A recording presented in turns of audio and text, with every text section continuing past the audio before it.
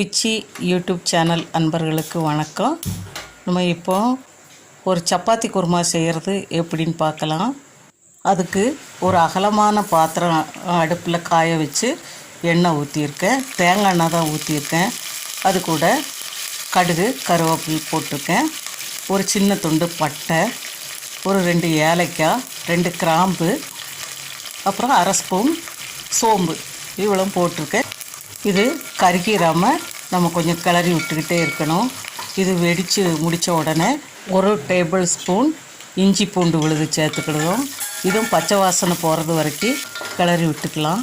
அதுக்கப்புறம் நம்ம வெங்காயம் நறுக்கி வச்சுருக்கேன். அந்த வெங்காயம், அது கூட 2 பச்சை மிளகா அதையும் போட்டு கொஞ்சம் துவக்கிக்கிடுவோம்.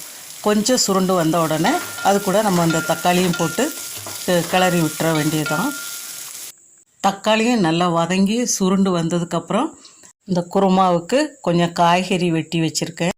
இந்த காய் எல்லாமே போட்டு நம்ம இது மாதிரி கொஞ்சம் துவக்கிக்கணும். அப்படி துவக்கும்போது கொஞ்சம் நரிச்சுன்னு இல்லாமல் கொஞ்சம் குலைவாக இருக்கும். இதில் நான் இப்போ போடக்கூடிய காய் கேரட்டு, பீன்ஸு, காலிஃப்ளவரு, அப்புறம் சவுச்சவு ஒரு துண்டு, பச்சை பட்டாணி, அது கூட ஒரு உருளைக்கிழங்கு இவ்வளவும் இதில் போட்டிருக்கேன். இது எல்லாமே போட்டு நம்ம இப்போ துவக்கிக்க போகிறோம்.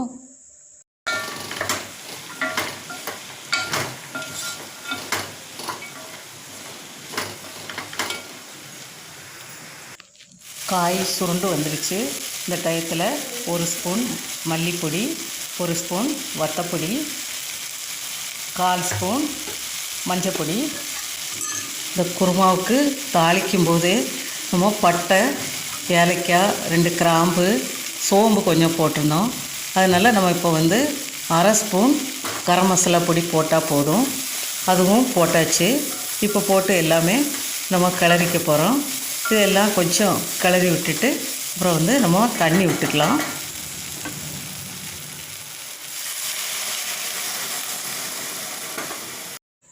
இப்போ கொஞ்சம் உப்பு போட்டுக்கலாம்.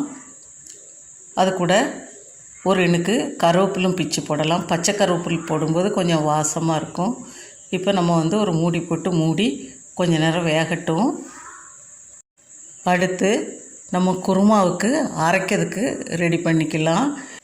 பொரிகடலை, வேர்க்கடலை, கொஞ்சம் தேங்காய், அரை ஸ்பூன் கசகசா, இது எல்லாத்தையுமே ஒரு ஃபைன் பேஸ்ட்டாக அரைச்சி எடுத்துடலாம்.